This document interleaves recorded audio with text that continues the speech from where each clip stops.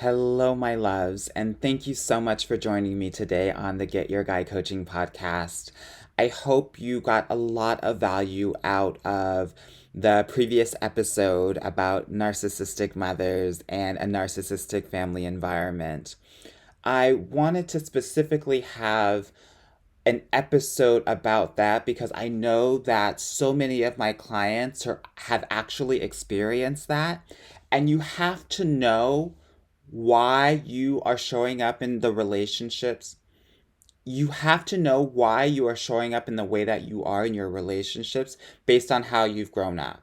And so I'm hoping and my intention was to help you see how your relationship with your mother has your narcissistic mother that is has affected the way that you are showing up in your adult relationships. And the thing about it is that if you are a woman of color, then the narcissism that's within your mother is strong, right? Just based on how society is. And no one is really talking about this. And it's so important to talk about because if we're not, we're kind of like in a completely dark room, not knowing what direction to go, not knowing what is exactly in the room and what you can trip over, right? And I want to make sure that there is light, that you have clarity so that you can move on confidently in these relationships that you are going to have and show up in completely different ways, ways that you have not, ways in which you ways in which you have completely deprogrammed from the narcissistic relationships that you've had in your lifetime. Okay? So in this episode, I actually want to talk about the other members of the family and how they play a role in your relationships. We'll start with your father. We'll talk about brothers if you have brothers, and then at the end we'll talk about sisters. Okay? So let's talk about the father. So, who is the father? The father is what I call an enabler, right? So, what he does, all he does is really revolve around the narcissistic mother. And here's the thing, a narc mother is always going to have someone who is an enabler, right? That's how she is going to pick her man. So, for so many of you out there who have really strong, assertive moms that tell everybody what to do and make everything about themselves, 9 times out of 10, that guy is going to be someone who can kind of deal with that. Most masculine men are not going to be able to deal with that, right? And this is why marriages last so long. Oftentimes, people will come to me and they'll be like, but my parents are still married and they're married for 40 years. But I ask, like, well, what is the quality of the marriage? I don't care how long it's how long they've been married. If it's a horrible relationship and it's a horrible relationship for 40 years, it doesn't matter whether it's 40 years or two, right? So here's the thing about the enabling father. He is emotionally unavailable. He has to be. He has to be completely emotionally numb to deal with a narcissistic mother. And that's all based in general insecurity. He has learned that his needs are not worth anything and that he has to focus on the needs of the narcissistic mother to keep the peace. How does this show up in how you experience that, right?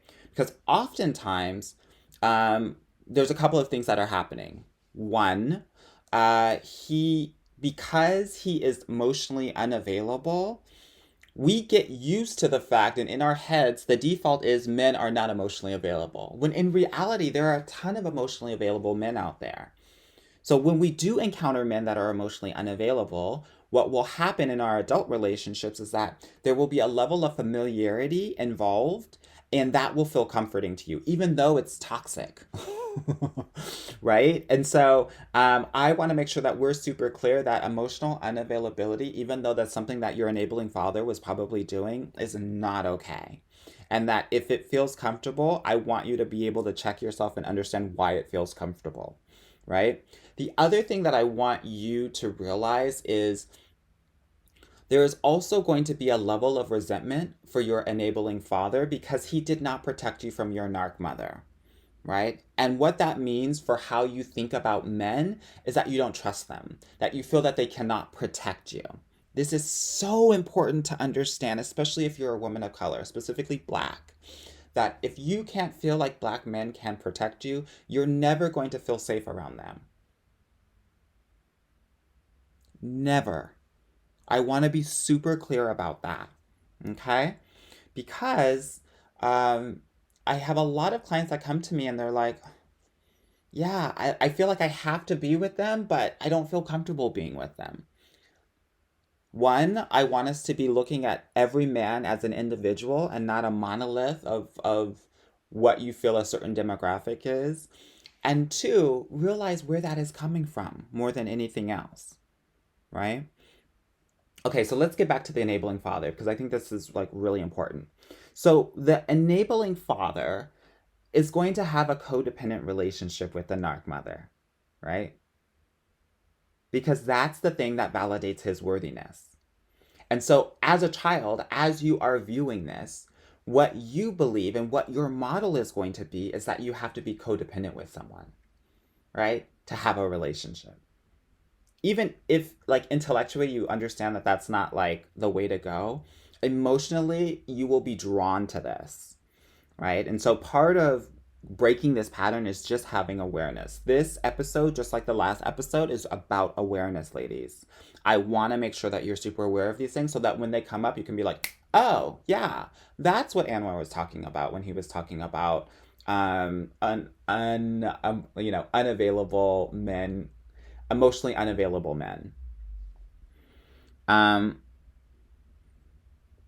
One thing that I want you to realize as well is like just like in any narcissistic relationship, it it's going to get worse and worse. So even if let's say as a younger child your father wasn't like this, your potentially a narc mother will have beaten him down so much that he has kind of just let go and given up and has over time based on some of the abuse and the criticism and some of the rage that maybe the narc mom has had has completely kind of acquiesced to anything and everything that she wants or needs. He's trying to keep the peace for safety of himself and also um he even though it doesn't feel like that, he's trying to keep the peace for the household and for you.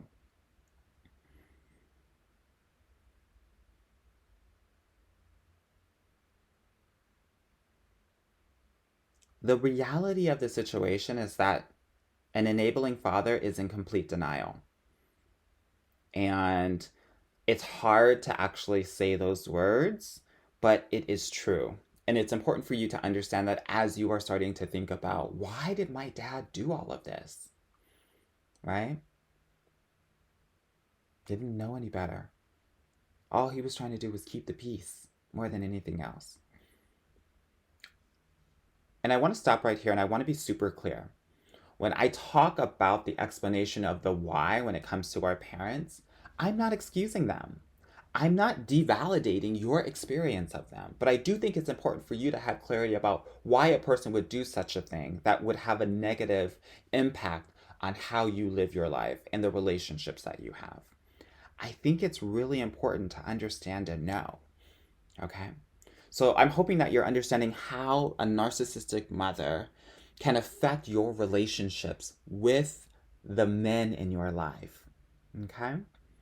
Now I want to talk a little bit about brothers. It's funny, most of my clients have sisters, but I think it's important to talk about what it looks like to have a brother and also have a narcissistic mother, because it does affect your adult relationships as well.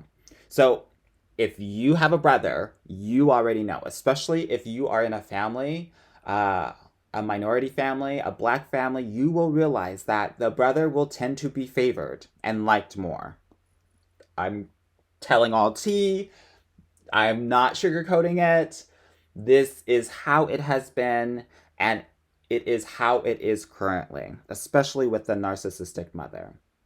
Because she knows that he is not in competition with her like you are. Okay? They don't see their sons as extensions of themselves, but they do you. What this does is that it creates an enmeshment with the son, right? Where mothers are completely telling their sons exactly how to think, how to feel, how to do. And the narc mother will make the son or your brother an emotional husband, right? And she'll be very territorial of him. And this is why am I talking about this? I'm talking about this because in your dating life, you will potentially run into men that are enmeshed with their narcissistic mothers. And that mother-in-law, that's why there are a ton of movies out there about horrible mother-in-law experiences. That mother sees other women as competition trying to take her son away from her, right? And her son's attention. The narc mother is going to talk about you know, how for her son, she'll always say something like, your mother will always come first, really indoctrinating that in him. So, what does this look like in real life? The mother will act jealous and try to sabotage her son's relationships, right? She'll talk a lot of shit about the woman that her son is dating. And she will let her son know, and you will get the sense that no woman is good enough for her son. And she'll, again, criticize and demean his romantic partners. What does this mean for the son? This ultimately will mean that the son will have low self-esteem and probably be really insecure as well. Because he's going to lack any sense of self under a narc mother. Because he's always and will have always thought about his mother and not his own likes and his own dislikes. Okay? He's going to always be propped up as the golden child. And that's a lot of pressure for a guy, right? Or a woman as well. I'm sure you probably have also felt that in a lot of different ways.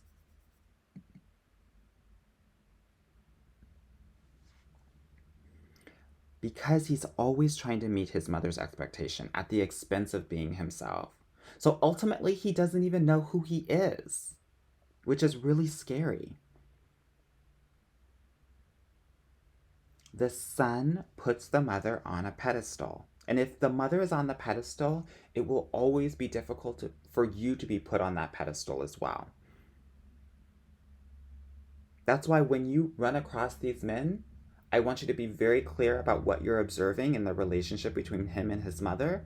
And if things do not change, you need to step back. That's why there are shows on TV called Mama's Boy on TLC, which I watch on occasion. Because this is a really prominent phenomenon that is happening.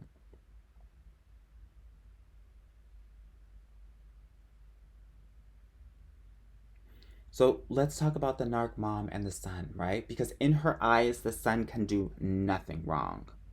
And the reason why I'm saying this is because she will often amplify the son, but put down the daughter. Even if he is not making the best life decisions, and I'm sure that you've seen it before, right? There's a boy out there that's jobless, addicted to something, and in that mother's eyes, that son can do no wrong. But for some reason, the daughter is always wrong in some way, shape, or form. The narc mom will always defend your brother, but always call out the behavior of the daughter.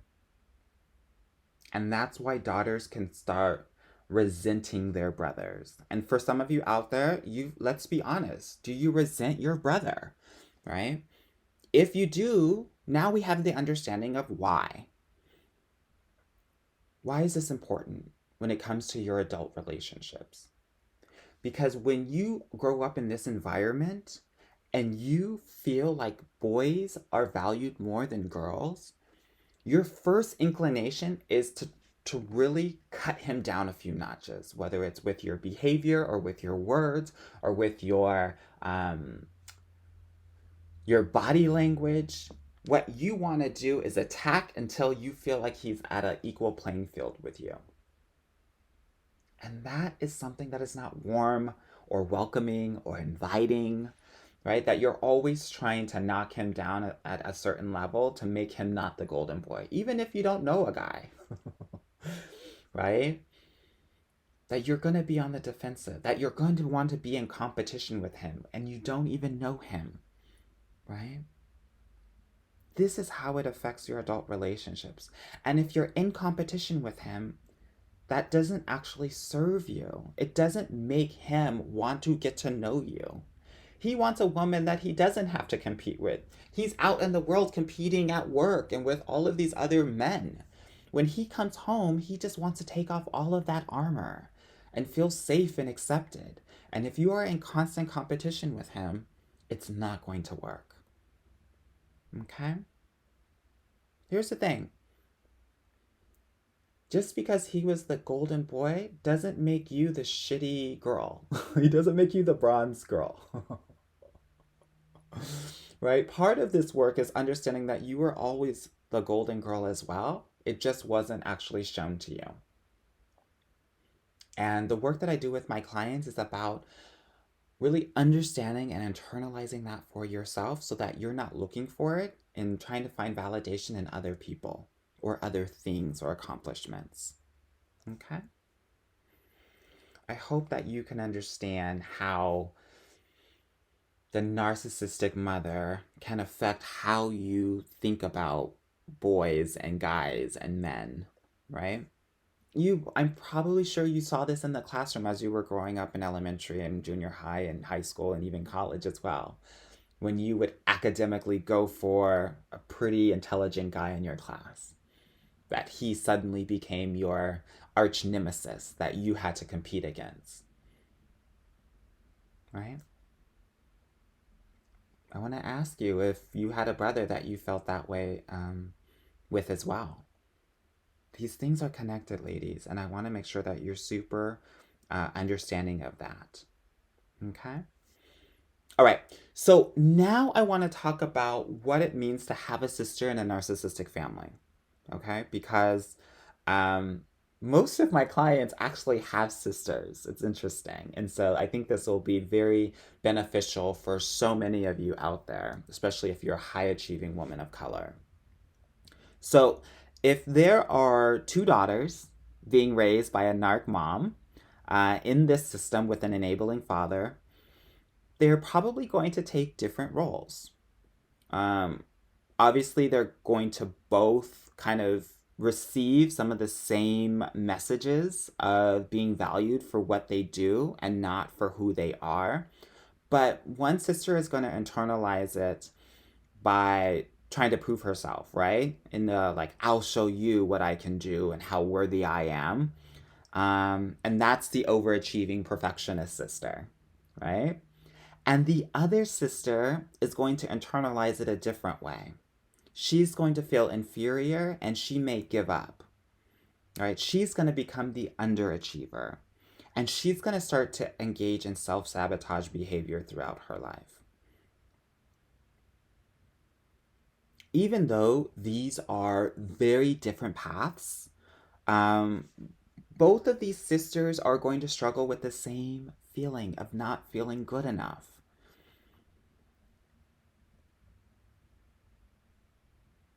The difference between the high achiever and the self-sabotaging sister is that the high achieving person probably had someone who gave them unconditional love, where the self-sabotaging sister probably did not have that.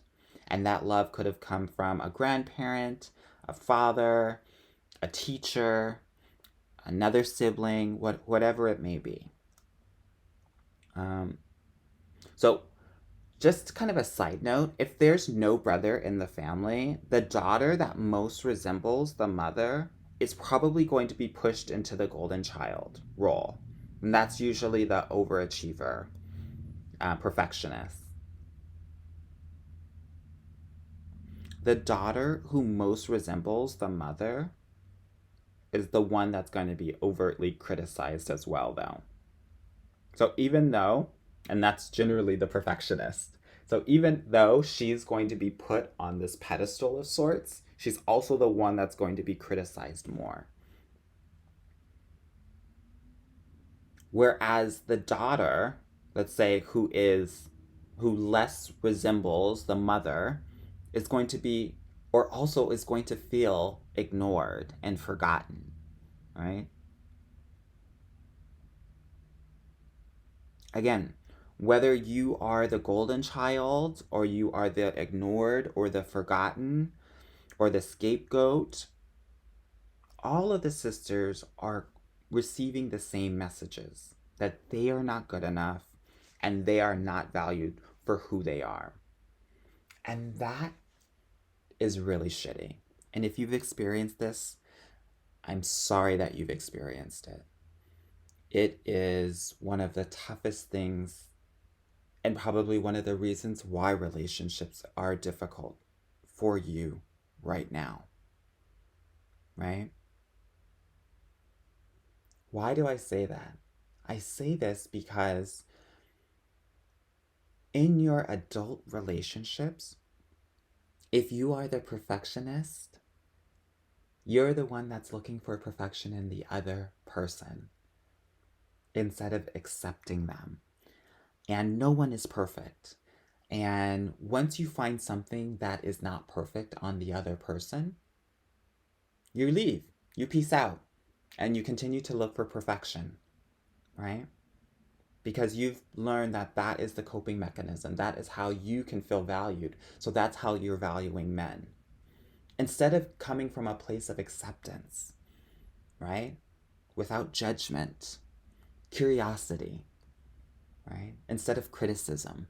These are the things that I'm teaching my clients, my high achieving, highly educated clients, who are often thrusted into the overachieving and perfectionist sister role, right?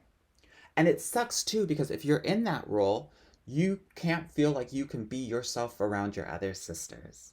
That you have to stay in this perfectionist role, and that is the thing that creates disconnection and unrelatability with your sisters, especially if the other one is the underachiever and the self-sabotager. Okay, so let's talk about if you're the self-sabotager or if you're the underachiever sister in the family narcissistic family dynamic. If you are, what does this mean? This means that you're going to find men that are not going to push you, that are not going to motivate and inspire you to be the best that you can be. That you're going to find men that are going to be more narcissistic in nature because that's something that's familiar to you, right? And that you'd rather have attention, even if it's negative attention, than no attention at all, which is what you were feeling with your narcissistic mother. You think that because your narc mom gave you, let's say, a 3 or a 4 on the attention scale when it should have been a 9 or a 10, that this guy, even if he's toxic, is giving you a 5, 6 in terms of attention, or 7, that he's the bee's knees. When in reality, he doesn't even hit the standards that are necessary for an amazing long-term healthy relationship. So you will accept men that are not reaching out and talking to you every day, right? Because you're so used to being ignored that becomes okay. That's why we allow certain things, especially if you're that sister. Whereas the perfectionist sister will say, okay, you did not talk to me today, you're out. Super cutthroat, right? This is how it looks like in adult relationships, depending on the sister that you are in this narcissistic family environment. All right? Okay. So I hope that that was really helpful as you start to think about your family dynamics, because this work is not easy, but it is necessary. And these things are some of the things that I talk about in my program with my amazing clients that are doing the work and getting amazing results. So if that is you, if you are ready to really do this work, if your mind has been blown and you have been saying every 5 seconds, oh yeah, that was how I grew up. Oh yeah, that's what happened to me, right? That's why I do what I do. right? If you're saying that to yourself, realize that you're just scratching the surface, and we go much deeper in my program. And I want to invite you to book a call with me so we can talk a little bit about my program and if it's going to be a good fit for you. Um, as I said in earlier episodes, I have created this group program that is so amazing. I cannot even tell you about it, um, even though I should. But what I will say is that it's starting at the beginning of 2022, and applications are open now for it. If you are interested, you can message me at anwar@getyourguidecoaching.com, and I can put you on the wait list when it does open up and when I am launching my program, which will be in December of 2021. But this program is going to be amazing. And, you know, it's really about helping you get your guy and supporting you until you get your guy. So, everyone that's in my program will continue to be supported up into a year of dating and relationship support until they get their guy. I love it. I am so excited about this offer and this group coaching program. Um, I'm excited to really be pushing all of the knowledge that I've created and have honed in over the past decade to help so many more clients than just the 20 clients that I have been booked for the last year, year and a half. So if that's you, I want to invite you to reach out to me, Anwar, Anwar, at getyourguidecoaching.com, and we'll book a call and we'll talk a little bit about it. Alrighty? All right. I love you all. I hope that this two-parter in terms of narcissistic mothers and family dynamics has been super helpful and illuminating for you. And I will see you on the flip side. Bye.